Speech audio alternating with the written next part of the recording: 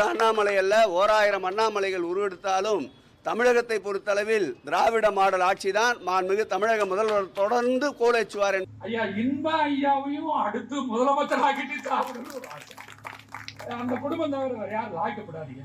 அந்த குடும்பம் தான் நமக்கு சரியா வரும். திமுக தெளிவா இருக்கான். இந்துக்களுக்கு ரோஷம் இல்லைன்றதுல நம்ம விட அவன் தெளிவா இருக்கான். இந்துக்களை ஒற்றுமைப்படுத்த முடியாதுன்னு அவன் தெளிவா இருக்கான். அவன் அரசியல்வாதி, அவனுக்கு ஓட்டு மாத்திரம் தான் தெரியும். இங்க எனக்கு முன்னால பேசினவர் சொன்னார்ல, கேவலம் ஓட்டுக்காகனார்ல, அப்பதான் கிடையாது. பிஜேபி காரன் கேவலம் ஓட்ட கேவலம் நினைச்சா நான் பிஜேபியில இருக்க முடியாது. ஒரு அரசியல்வாதிட்ட மகாபாரத கதையை சொல்லி பாண்டவர்கள் நல்லவர்களா கௌரவர்கள் நல்லவர்களான்னு கேட்டா விஸ்வ இந்து பரிஷத்துல எல்லாரும் பாண்டவர்கள் தான் சிறப்புன்னு சொல்லுவாங்க. நம்ம சொக்கலிங்க ஐயா ரொம்ப அற்புதமா பாண்டவர்களை பாராட்டுவாரு. அவங்க தான் தர்மத்தின் பக்கம் இருந்தாங்க, அவர் தான் கிருஷ்ணர் பாண்டவர்கள் பக்கம் தான் இருந்தாரு, தர்மத்தின் பக்கம் இருந்தாருன்னு சொல்லுவாங்க. என்கிட்ட கேட்டீங்கன்னா அரசியல் இருக்கிறதுனால நான் சொல்லுவேன் கௌரவர்கள் தான் பெட்டர் அப்படின்னு சொல்லுவேன். ஏன்னு காரணம் கேட்டா கௌரவர்கள்ட்ட தான் 100 ஓட்டு இருக்கு, பாண்டவர்கள்ட்ட 5 ஓட்டு தான் இருக்குன்னு சொல்லுவேன். அப்ப நீங்க கேட்பீங்க ஓட்டு 5 ஓட்டு இருக்கலாம், ஆனா பாண்டவர்கள் பக்கம் தானே கிருஷ்ண பரமாத்மா இருக்காருங்க, அவருக்கு ஓட்டே இல்லையேன்னு சொல்லுவேன் நான். அரசியல்வாதிக்கு புரிந்த ஒரே மொழி தேர்தலில் நீ இந்துவாக வாக்களிப்பது மாத்திரம்தான் என்பதை நங்கநல்லூர் மக்கள் புரிந்து கொண்டால், நங்கநல்லூர்ல ஒரு விஷயத்தை விளங்க வச்சிட்டோம்னா அது தமிழ்நாடு முழுக்க ஆஞ்சநேயரே அந்த விளக்கத்தை எடுத்துக்கொண்டு ஊர் ஊரா பறந்து போயிடுவார், இலங்கை வரைக்கும் பறந்து சொல்வார். ஏன்னா அதிகம் படிச்சவங்களுக்கு தான் இது புரிய மாட்டேங்குது. நீங்க ரொம்ப படிச்சவங்க, அதனாலதான் இது புரியவில்லை. தமிழ்நாட்டில் இந்துக்கள் இத்தனை ஆண்டுகளாக ஜாதிக்காக ஓட்டு போட்டிருக்கான், தலைவர்களுக்காக ஓட்டு போட்டிருக்கான், கட்சிக்காக ஓட்டு போட்டிருக்கான், சின்னத்துக்காக ஓட்டு போட்டிருக்கான், இவர் சினிமாக்காரன்றதுனால ஓட்டு போட்டிருக்கான், தான் ஊருக்காரன்றதுனால ஓட்டு போட்டிருக்கான், சாராயத்துக்கு ஓட்டு போட்டிருக்கான், 500 1000 பணத்தை வாங்கிட்டு ஓட்டு போட்டிருக்கான் இந்து. அதுதான் இந்த திமுக ஆட்சி வர்றதுக்கு காரணம். டாஸ்மாக் கடையும் 200 ரூபாய் உடன்பிறப்பும் இல்லைன்னா திமுக ஆட்சி நாளைக்கு காலையில இருக்காதுங்க. அந்த பணத்தை வச்சு கொண்டுதான் இயங்கி கொண்டிருக்கு திமுக. அன்பரசனாவது ஆட்டுக்குட்டியாவது, காசு இல்லைன்னா அன்பரசனாவது ஒண்ணும் இல்லை.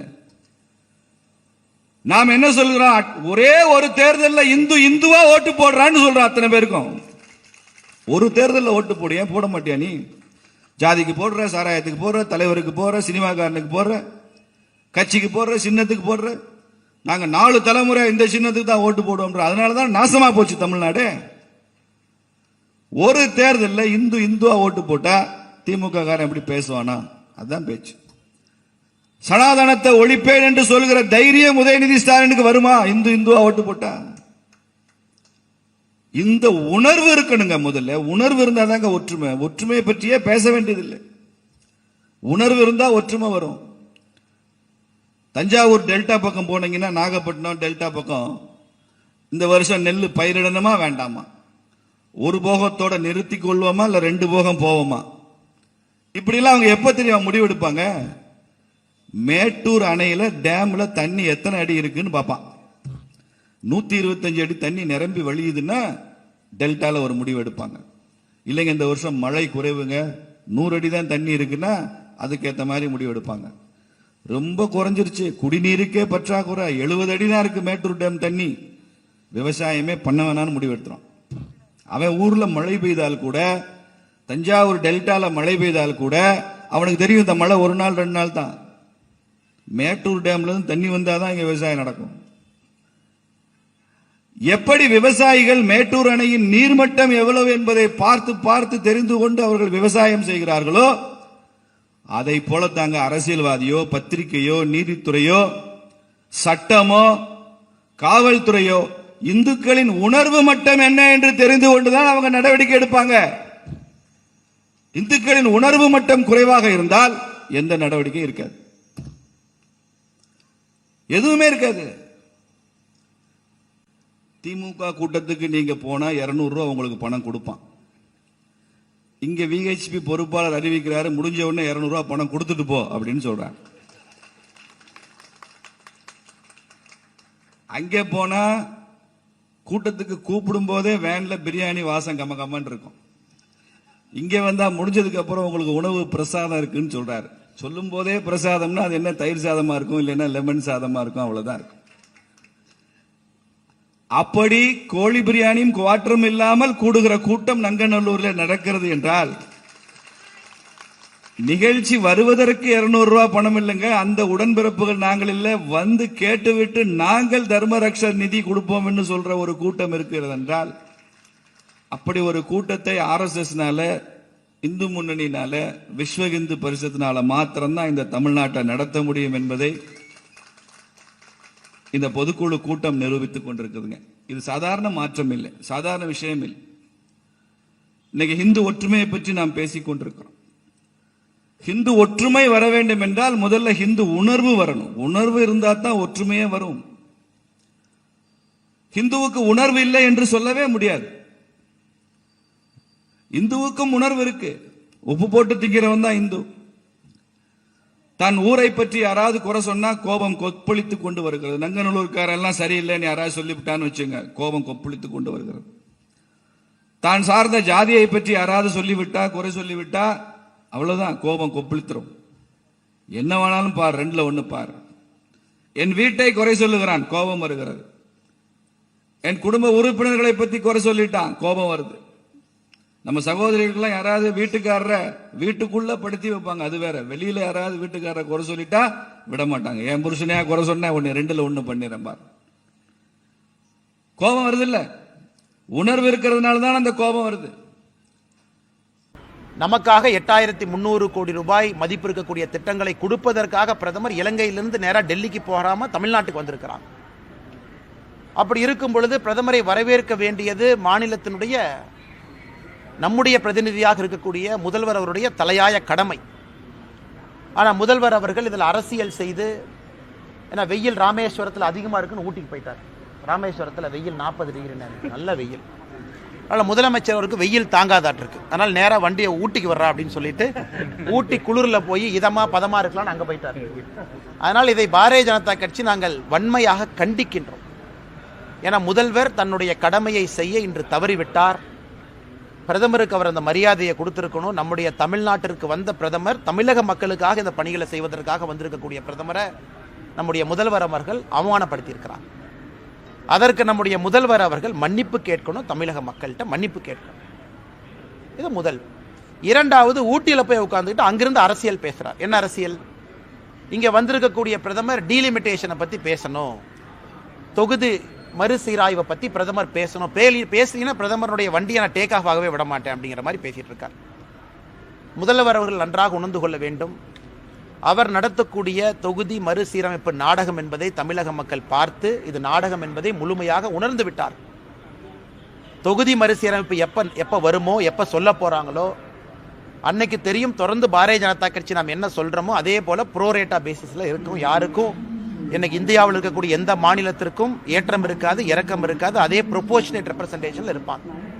ஆனால் இதை ஒரு காரணமாக, இதை ஒரு சாக்காக வைத்து ஊட்டியில போய் முதல்வர் அவர்கள் ஒளிந்திருக்க வேண்டிய அவசியம் இல்லை. அதை பத்திரிகை நண்பர்கள் நீங்க பாக்குறீங்க. பிரதமர் அவர்கள் பேசும்பொழுது 2-3 முக்கியமான விஷயங்களையும் பேசிட்டு போயிருக்கிறாங்க. ஒன்று, நீங்கள்லாம் தாய் தமிழை பத்தி பேசுறீங்க, ஆனா இங்க மக்களுடைய வரிப்பணத்தில் இருக்கக்கூடிய அரசியல்வாதிகள் எனக்கு அனுப்பக்கூடிய கடிதத்துல கையெழுத்து ஆங்கிலத்துல தான் போடுறீங்க. அப்புறம் என்ன தமிழ் வளர்ச்சியை பத்தி நீங்க பேசுறீங்க? இங்க இருக்கக்கூடிய மருத்துவ படிப்புகள் எல்லாம் நீங்க ஏன் தமிழ்ல கொடுக்க மாட்டீங்க? ரயில்வே மட்டும் எடுத்துட்டீங்கன்னா, ரயில்வே விழாவாக இருந்த காரணத்தினால ரயில்வே பத்தி மட்டும் பேசினாங்க. 7 மடங்கு அதிகமாக நிதி கொடுத்திருக்கும். யூபிஏனுடைய 10 ஆண்டுகளுக்கும் என்டிஏனுடைய 10 ஆண்டுகள் நேராக கம்பேர் பண்ணீங்கன்னா 7 மடங்கு கொடுத்திருக்கும்.